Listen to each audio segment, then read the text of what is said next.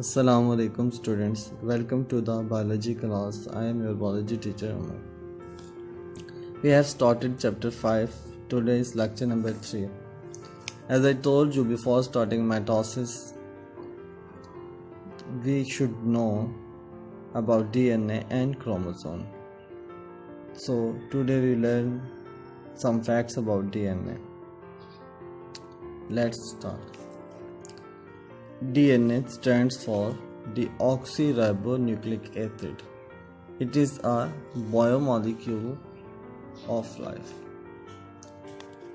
It is a molecule of life या इसे biomolecule आप कह लें. तो DNA एक एब्रीवेशन है, तो इसकी जो पूरी टर्म है वो ये बनती है डीऑक्सीराइबोन्यूक्लिक एसिड. तो ये एक मॉलिक्यूल ऑफ लाइफ है, मतलब कि ये लाइफ लिविंग वर्ल्ड में पाया जाता है ये मॉलिक्यूल, और लाइफ में इसका लाइफ की एग्जिस्टेंस में इसका एक रोल है. तो इसकी डिस्कवरी के बारे में बात कर लेते हैं. तो डीएनए जो है वो एक जर्मन केमिस्ट फ्रेडरिक मिस्चर ने 1869 में डिस्कवर किया था. इसकी लेबॉर्ट्री एक हॉस्पिटल के करीब थी, तो वहाँ से बैंडेजेस ला के, तो वहाँ उन बैंडेजेस से ह्यूमन पास साफ करके, तो उसमें से सेल कंपोनेंट्स को सेपरेट करने की कोशिश करता था, क्योंकि ये सेल केमिस्ट्री को स्टडी कर रहा था. तो इसने उन ह्यूमन पस में से एक फॉस्फेट रिच सब्सटेंस को आइसोलेट किया, अलहदा किया, और उसने इसे न्यूक्लिन कहा, फ्रेडरिक मिस्चर ने.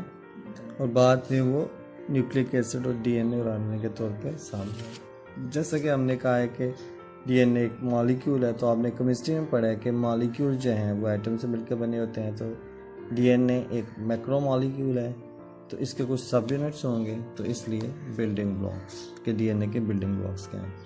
DNA is made up of repeating units called nucleotides. तो डीएनए जो है वो न्यूक्लियोटाइड्स से मिलकर बना हुआ है. रिपीटिंग यूनिट्स मतलब यही बार बार न्यूक्लियोटाइड्स ही आपस में जॉइन होते हैं तो डीएनए बनता है.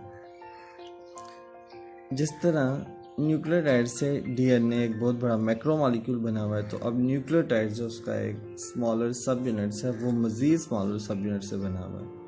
तो उसका न्यूक्लियोटाइड का पहला कंपोनेंट है 5 कार्बन शुगर जो राइबोज होती है. दूसरा होता है फॉस्फेट ग्रुप्स, और फिर उसमें नाइट्रोजनस बेसिस होती हैं, adenine, guanine, thymine and cytosine. ठीक है, इन 3 कंपोनेंट से मिलकर ये न्यूक्लियोटाइड बनता है. चले अब इनके स्ट्रक्चर्स को देख लेते हैं. तो ये राइबोज का रिंग स्ट्रक्चर है. ठीक है, ये कार्बन कार्बन कार्बन कार्बन, इसमें 5 कार्बन होते हैं. ये 5 कार्बन शुगर है. तो ये डीएनए में होती है डीऑक्सीराइबोज, मतलब डीएनए में जो राइबोज शुगर होती है वो डीऑक्सीराइबोज होती है. तो ठीक है, ये उसका स्ट्रक्चर है. तो ये एक न्यूक्लियोटाइड का स्ट्रक्चर है. ये देखें 3 कंपोनेंट्स जहाँ आपको नज़र आएंगे जो हमने न्यूक्लियोटाइड के देखे थे.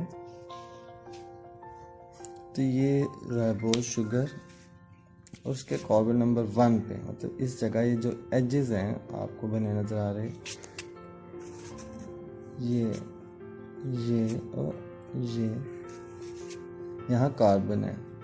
तो कार्बन नंबर 1 पे राइबोज के बेस, जो हमने नाइट्रोजनस बेसिस का जिक्र किया कि 4 नाइट्रोजनस बेसिस होती हैं, एडेनिन, गुआनिन, थायमिन, साइटोसिन. तो ये कार्बन नंबर 1 पे बेस लग जाती है, और ये कार्बन नंबर 5 पे फॉस्फेट ग्रुप्स. तो ये इस तरह 3 सब यूनिट्स मिलते हैं, तो एक न्यूक्लियोटाइड बन जाता है.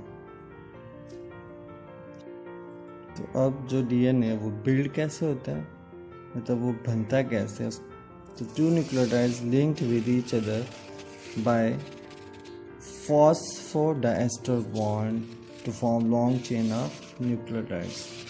तो जो 2 न्यूक्लियोटाइड्स हैं, मतलब न्यूक्लियोटाइड आपस में एक केमिकल बॉन्ड के जरिए अटैच हो जाते हैं और एक लॉन्ग चेन ऑफ न्यूक्लियोटाइड्स बन जाता है, और इस तरह डीएनए वजूद में आ जाता है, डीएनए का मॉलिक्यूल, और वो बॉन्ड फॉस्फोडाइस्टर बॉन्ड होता है. ये कुछ इस तरह.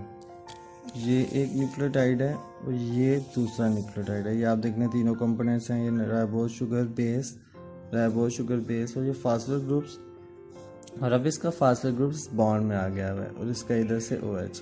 तो दो न्यूक्लियोटाइड जो हैं वो ये जो बीच में अटैचमेंट है फास्फोडाइएस्टर बॉन्ड के थ्रू अटैच हो जाते हैं। एक न्यूक्लियोटाइड का OH ग्रुप और दूसरे न्यूक्लियोटाइड का फास्फेट ग्रुप आपस में बॉन्ड बना लेते हैं। तो अब स्ट्रक्चर ऑफ DNA के बारे में बात कर लेते हैं कि इसका स्ट्रक्चर अब कैसा है। ये तो था ना, अब DNA बना कैसे, तो उसकी मतलब कि बिल्डिंग कैसे होगी। अब उसका स्ट्रक्चर, उसकी साख्त, उसकी डायमेंशंस क्या है या वो किस तरह का नज़र आता है। तो इसमें 3 साइंटिस्ट की कंट्रीब्यूशन है, रोजालिंड फ्रैंकलिन और वाटसन एंड क्रिक की। रोजालिंड फ्रैंकलिन वो पहली फीमेल, मतलब वो फीमेल साइंटिस्ट हैं जिन्होंने सबसे पहले DNA का स्ट्रक्चर एक्सरे डिफ्रैक्शन टेक्निक से समझने की कोशिश की।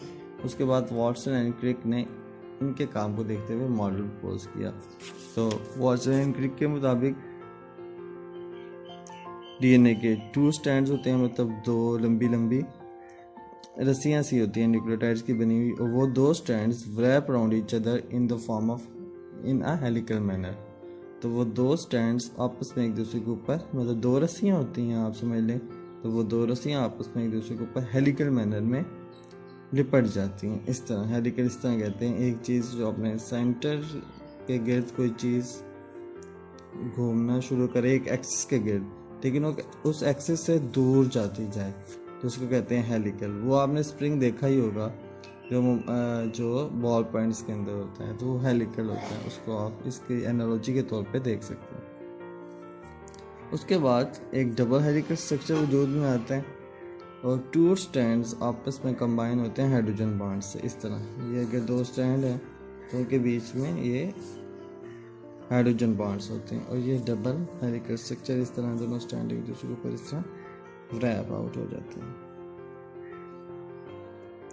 तो इस तरह DNA का डबल हेलिकल स्ट्रक्चर वजूद में आता है, फॉर्म हो जाता है। ये देखिए, ये 2 स्ट्रैंड्स, ये एक स्ट्रैंड, ये दूसरा स्ट्रैंड, ये एक दूसरे के ऊपर डबल हेलिकल मैनर में रैप है, और बीच में नाइट्रोजन बेसिस के दरमियान हाइड्रोजन बॉन्ड्स हैं। ये दोनों स्ट्रैंड हाइड्रोजन बॉन्ड्स की मदद से जुड़े हुए हैं। तो ये था आज का लेक्चर DNA के बारे में।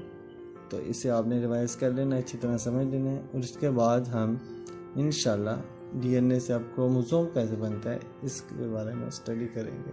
अपना ख्याल रखिएगा। अल्लाह हाफिज़।